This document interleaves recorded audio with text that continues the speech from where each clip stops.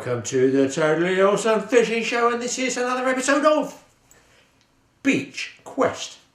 Yes, we get a lot of people come and contact us, email us, text us, even some of us that know our phone number, which is secret, and say, you know, we'll take you fishing, we're going to take you out fishing, you're going to catch some outlandish fish, we'll take you to somewhere you've never even seen before. Well, that's not difficult, there's a lot of places I haven't seen before, but Beach Quest is roaring away with the popularity stakes. We have a huge following, not just in the UK guys, a lot of American guys follow us now. We've got, I think it's over 200,000 a month, clicking away, watching us Brits fish and loving some of the tips which they're applying over the pond where they go as well. Good luck guys, I hope some of those tips and baits and techniques work for you. Anyway, I was heading west down, was it Cornwall? Was it Devon? Should I tell you guys? The truth is, I didn't even know myself till I got there. And it was... And that place that I'm fishing today is down on the Somerset coast. Yet again I'm down here. Done a lot of fishing, a lot of films down this area with the guys. And I've got Paul and, yes, Craig Butler, West Coast Tackle. They're going to take me fishing, but not to one of the marks that I know. It's going to be a different mark this time. And it's going to be... The secret beach, this one. A secret one. And I'm afraid, Graham, you're going to have to be blindfolded for this one. They're absolutely serious about this. I'm telling you, I thought it was a wind-up. I thought there's no way my family are paying the ransom. And just in case you hear where we're going, we're going to put these on and off. The old ear mufflers. Yeah. There we go. There you go. Hey, go on. Right. And this way then, this way.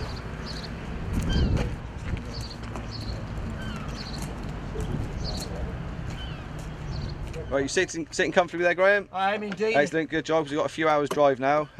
Paul, give him the injection, put him to sleep. What injection? Excellent, job done. Time to wake him up. Wakey, wakey. There we go, come on. You want to get out? Yeah, come on.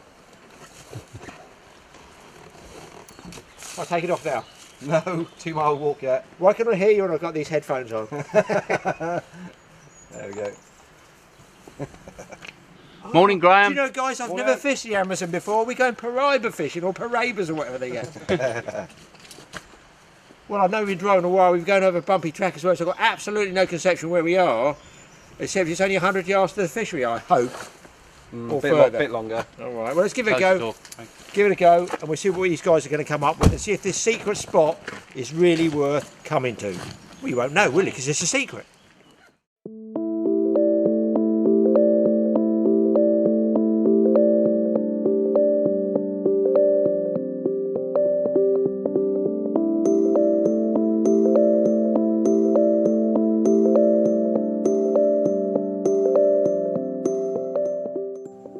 Why is it that the guys down the North Somerset coastline always seem to have great fishing that is absolutely miles and miles and miles to go?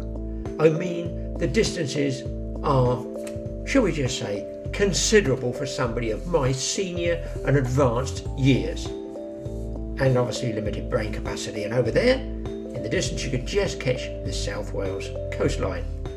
This place was a real magical cove. It looks like a tiny beach. It is in fact pretty vast, and you have to get across these boulders to get there. It was an epic. I mean, normally I would sort of hang back a bit and do the long shot photographs. Trust me guys, I just did the hanging back to have a damn rest. I was exhausted. And these people were virtually marching to get to this fishing spot, and wait for it, they're not even there yet. Well, we're actually down on the mark. Man, it's like an SAS yomp. And wait for this, guys. That's downhill. We've got to go back up yet. The guys were virtually running to get down here, so I take it that this is a good mark. There's a big expanse of beautiful, clean sand here as well. Now, while walking across it, Craig did actually, I mentioned to him there's no worm cast on this. And he says, no, it's like a finer, say, better quality sand, if you like. But there are small sand hills in it. And apparently you can get small turbot here as well. So one assumes if there's little tiny sand hills living in here, there's some small turbot around as well. That would be the icing on the cake if we get to show you guys shore-caught turbot. Anyway, I've come this side of the rocks. The other guys are set up on the fringe of the rocks. They might get bass, they could get ray, they could get anything. but man alive does this tide go out here fast. I had to wade out to cast it so shallow. I put the rod in the tripod. By the time I come back, the tripod's 15 or 20 feet from the water. I said, how far does it go out, Craig? He said, another 500 yards. I feel a lot of exercise coming. Anyway, guys, I'm rigged up. I've got a grip at the bottom.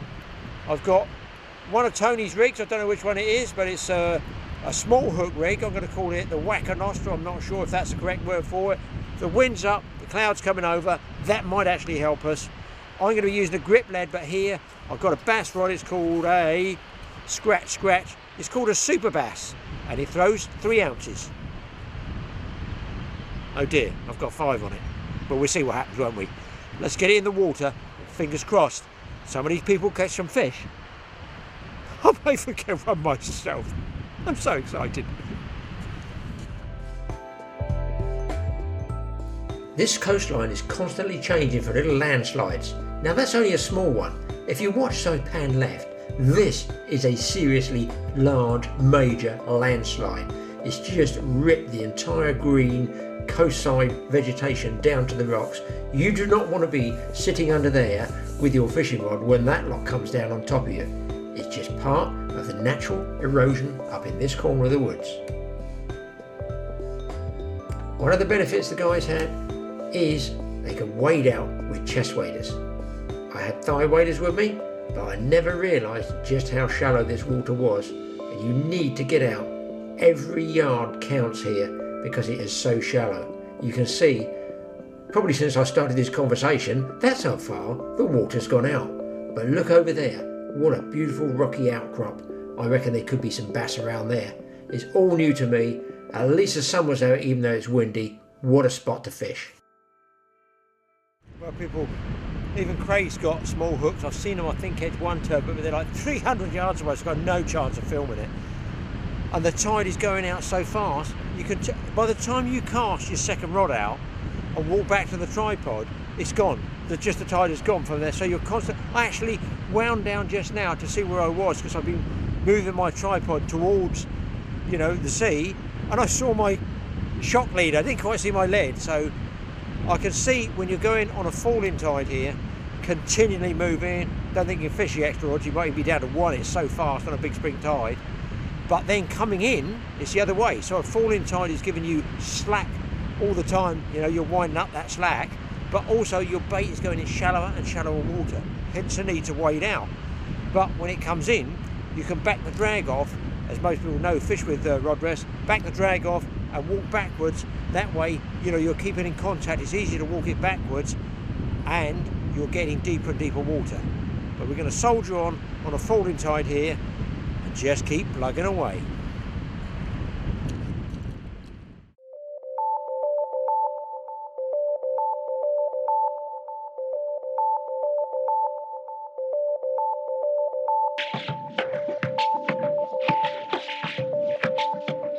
It's a constant battle with the tide. Do you remember that old saying? I can't remember who said it. Time and tide waits for no man. Was it King Canute or somebody else who probably got drowned by waiting for the tide and thinking they could stop it? I can't remember in the history lessons at school. But this way, every time the tide goes down, you need to move your rods and reels, not necessarily all your tackle box down, but trust me, the way I worked, every time I went down, there was something I needed, a hook, a swivel, a bit of extra bait. You're better off travelling light here and just taking what you want with you. That way you can really concentrate on the fishing, which is what it's all about.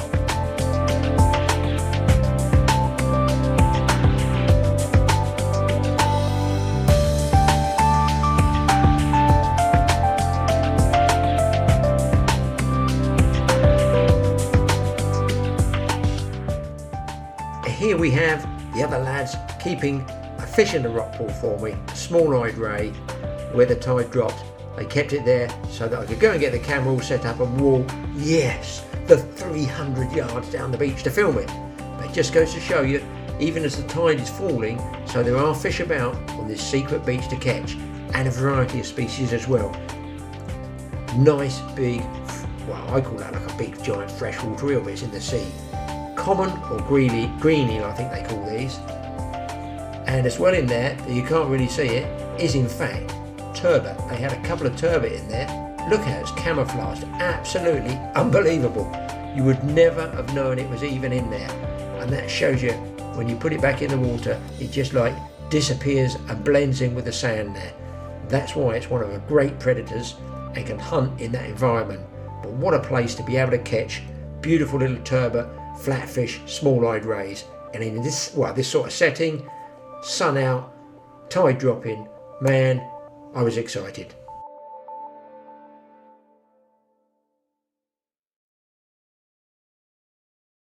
Well guys, after seeing those fish in the pool, I got renewed enthusiasm, and yes indeed, he came up with a little ray. Not a big one, but listen, I've walked 45 miles to get this fish in and out, baiting up, casting, get it in, out, wind in, wind out. What a nightmare, but what fishing. And they tell me we're lucky to get anything like this, actually, you know, on the ebb tide.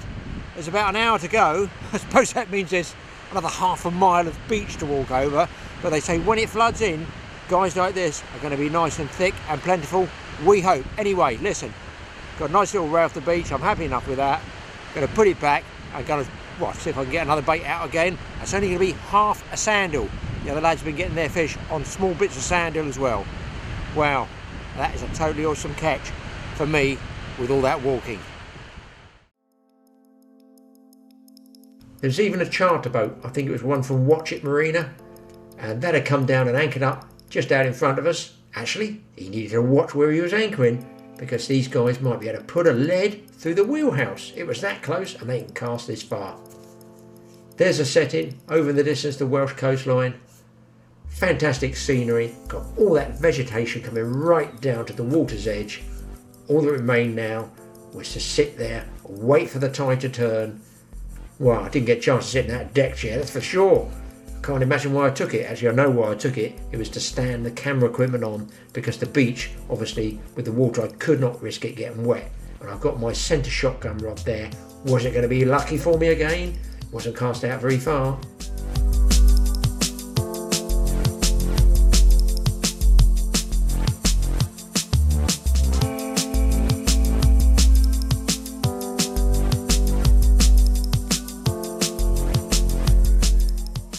With the tide starting to flood in, look out guy, you're going to lose all your gear in the time it takes to wind one set of gear, set of tackle back in. The second one can nearly be underwater, and wowee, yet another turbot. Great little fish, not huge, but you've really got to watch yourself. It's not so much you're going to get cut off, it's just that your gear's going to get wet. So put most of your main gear and your bait up the beach and just take enough with you to cast out. Maybe if you can run two rods, that's about the maximum you're going to get.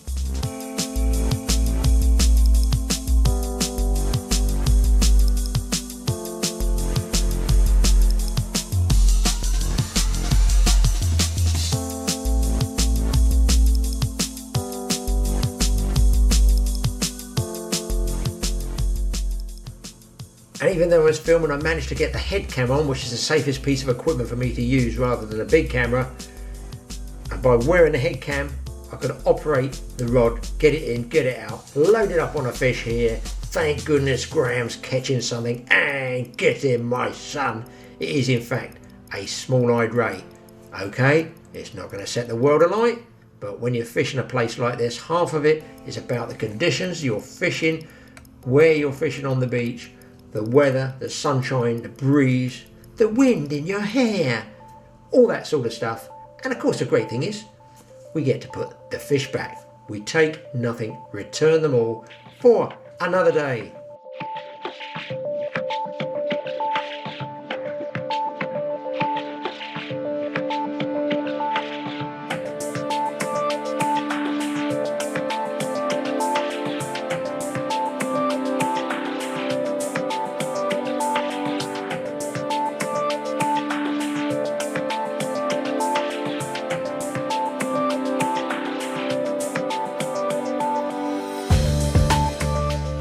Oh my God, the master is in action again, and this time it's on the shotgun rod with a tiny spinning reel and the spin rod. Basically, although it doesn't cast out very far, because I was pushed back so far, I left it and left it and left it and just fed the line out all the time. So I must have been fishing about 150 yards out. Unfortunately, weed in the tip ring, guys, we've all had it. Jammed up, stopped me winding any more in.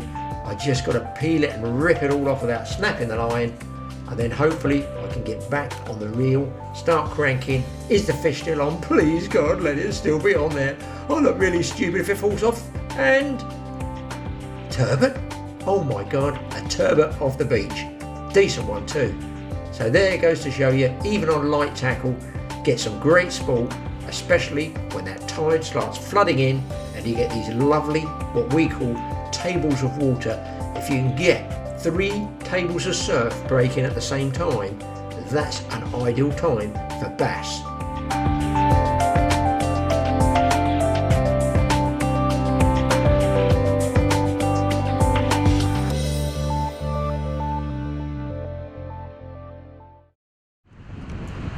Well, the guys are walking all their gear back as fast as they can. They're almost running to get their tackle out of the water because this tide is whistling in. And I've walked back 3 times. They're just taking a gamble. They're just wheeling and turbot one after the other, all of them. Not big fish, but good fun fish to catch. Nice little fish. I've walked back so far. You should see how much line. One of the spools is nearly out. Must mean I'm fishing over 200 yards out. I've got one more walk back and then I'll be totally spooled out of line. I just hope that when I retrieve it all, there could be lucky something on the end and flat. Turbot would be nice.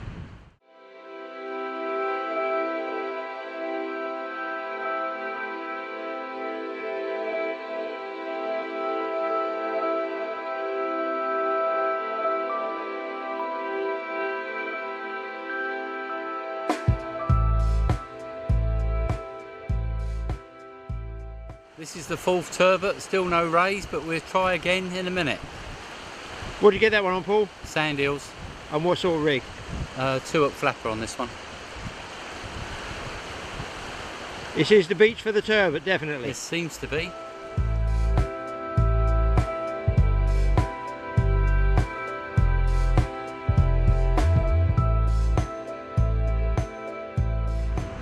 There we go, a bit covered in mud, but little turbot, and you can just see that sand eel, or half a sand eel, just poking out from it. So they're all pounding out turbot now. Everybody basically is waiting to see if they can get a ray. I'm lucky, I've had a small-eyed ray and a turbot. I haven't had the numbers. This guy has mullered the bait. In case you worry about what sort of size a turbot can take, bait-wise, look at the mouth. It extends right out. It is a true predator.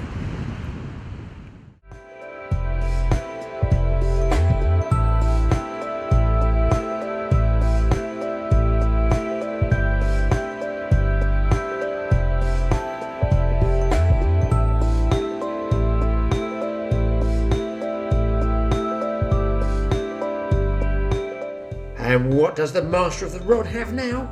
He's walking down with a pretty determined stride. Yes, he's actually got a fish on the end. And also, when you see him starting to backpedal like this and walk slowly back up the beach, he's trying to bring it in with the waves. It must be something decent. What is it? Oh my God. Oh, really? A double shot of fish? He's catching them 2 at a time now? Get real. Is this a secret beach or what? Unbelievable.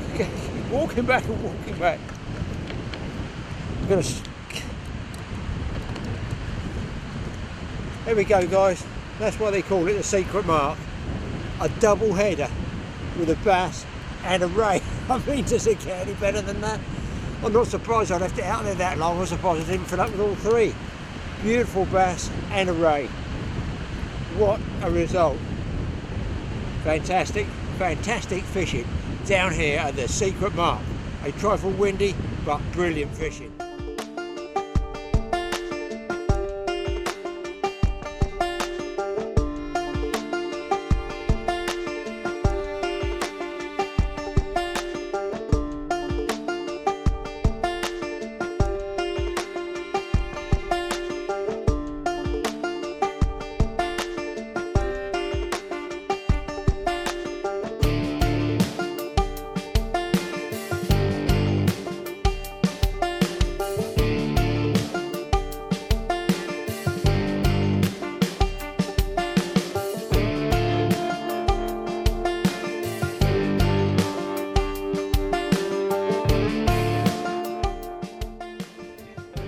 Well, those turbot just kept coming and coming and coming.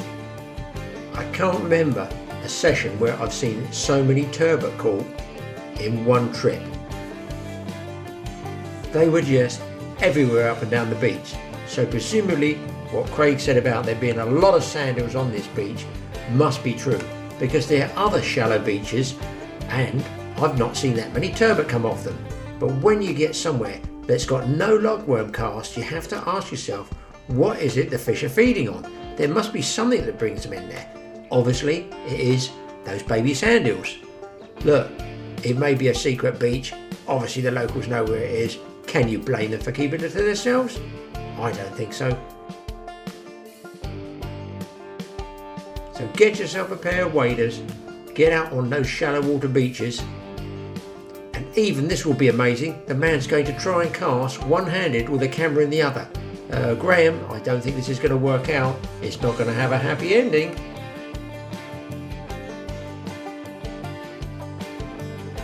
Oh dear, is a snap coming? Crack. No, it's all looking good. I'm not quite sure how I did that. Obviously I've got the head cam on. So once you get your lead out, leave the bail arm open or the reel out of gear if you're using a multiplier, and then just walk the whole rig back to your tripod, by which time you'll almost be ready to wind the other one back in, and hopefully the way things were going, with another fish on as well.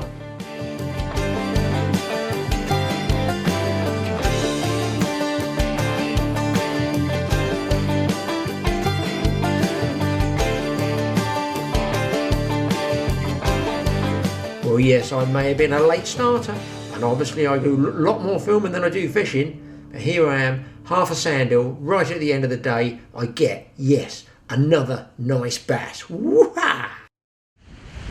Here we go, guys, last cast. I've actually fallen in the water up to my waist. I hope everything's working, but I wish I could say it was for this bass. It wasn't, it was for nothing. But I have to say the water was warm, that's the only upside. But that one, half a sand hill again. So great days fishing, getting pushed off now by the tide. Going to get this one back, and I've got to get home for a change of clothing. Hope you've enjoyed that programme. Shows you what the secret mark can fish like, but unfortunately it doesn't tell you where it is. Keep watching the Totally Awesome Fishing Show.